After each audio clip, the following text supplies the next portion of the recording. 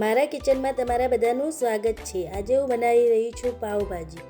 તો મેં બટાકા લીધા, ફુલાવર લીધું અને શિમલા મિર્ચ એક લીધું, 3 ટામેટાં લીધા, એક ગાજર લીધું, એક બીટ લીધું, એક વાટકી વટાણા લીધા, એક વાટકી ડુંગળી લીધી।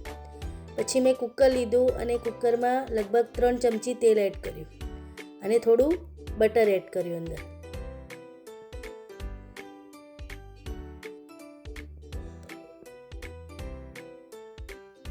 પછી બટરને તેલમાં મિક્સ કરી નાખ્યું।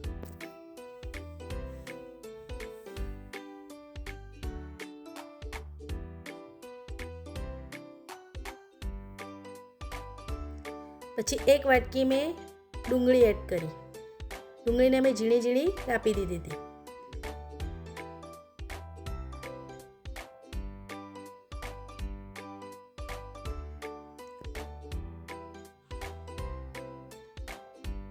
ડુંગળી થઈ ગઈ પછી એક મેં શિમલા મિર્ચને ઝીણું ઝીણું કાપી અને એને એડ કર્યું।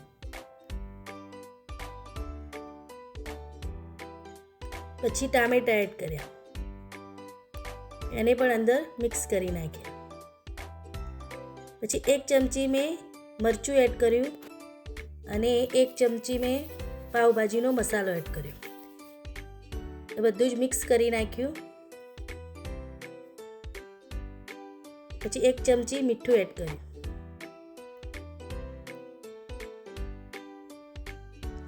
બધું જ મિક્સ થઈ ગયું પછી મેં શાકભાજી એડ કર્યા। ફુલાવરને એડ કર્યું, પછી ગાજરને એડ કર્યું, પછી વટાણાને અને બીટ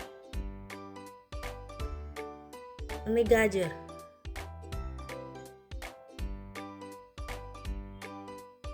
એ બધા શાકભાજીને અંદર એડ કર્યા અને બધું જ મિક્સ કરી નાખ્યું। આવા ઝીણા ઝીણા શાકભાજી કાપવાના। ઝીણા ઝીણા શાકભાજી કાપીએ ને એટલે સરસ આપણા શાકભાજી ચડી જાય। બધું મિક્સ કરી રહ્યું પછી મેં અંદર પાણી ઉમેર્યું। મેં પહેલાં 1 ગ્લાસ ઉમેર્યું,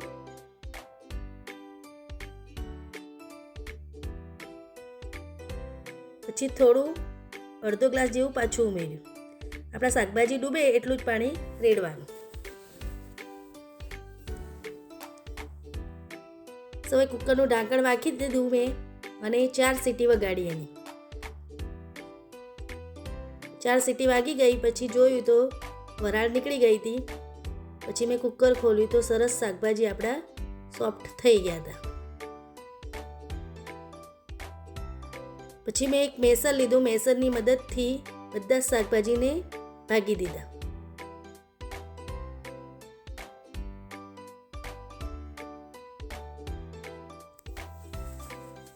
સરસ શાકભાજી બધા જ ભગાઈ ગયા અંદર। પછી એક કઢાઈ લીધી, કઢાઈમાં 2 ચમચી તેલ એડ કર્યું અને બટર એડ કર્યું। બટર અને તેલને મેં મિક્સ કરી નાખ્યું।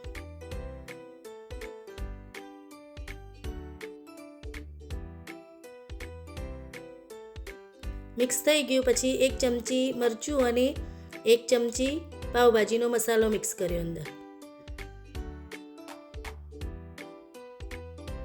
પછી અંદર મેં જે શાકભાજીને ક્રશ કર્યા હતા એ અંદર એડ કર્યા અને બધું જ મિક્સ કરી નાખ્યું।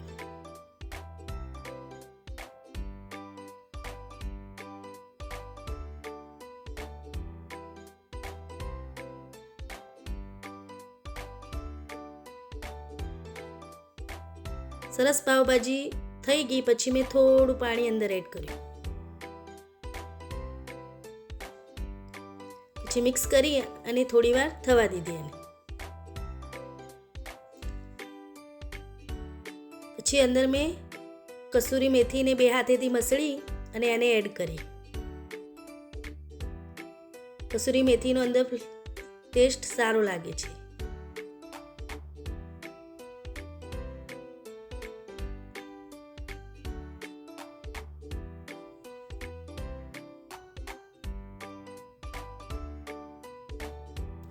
પછી અંદર મેં લીલા ધાણા એડ કર્યા।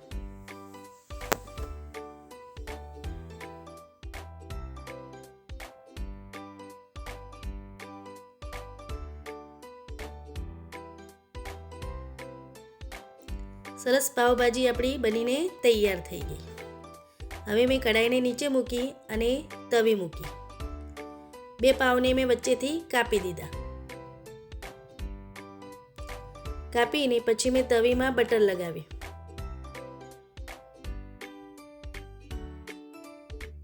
બટર લગાવી પછી મેં અંદર થોડું મરચું નાખ્યું અને ઉપરથી દાણા એડ કર્યા અને પાવને ઉપરથી ને નીચેથી બંને બાજુથી શેકી લીધા.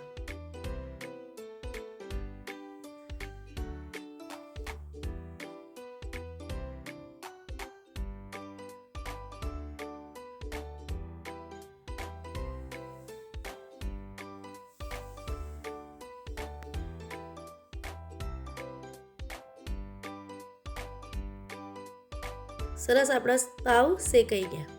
એ રીતે મેં બધા જ પાવ શેકી લીધા અને પાવભાજીની ડીશ આપણી તૈયાર થઈ ગઈ. આ પાવભાજી ખાવામાં બહુ સરસ લાગે છે અને તમે અંદર પાવભાજીનો જે શાકભાજીમાં બીટ એડ કરો ને એટલે એનો કલર બહુ જ સરસ લાગે છે. એટલે બીટ અંદર એડ કરવું અને ખાવામાં તો બહુ જ ટેસ્ટી લાગે છે. એટલે બધા ટ્રાય કરજો. આવજો.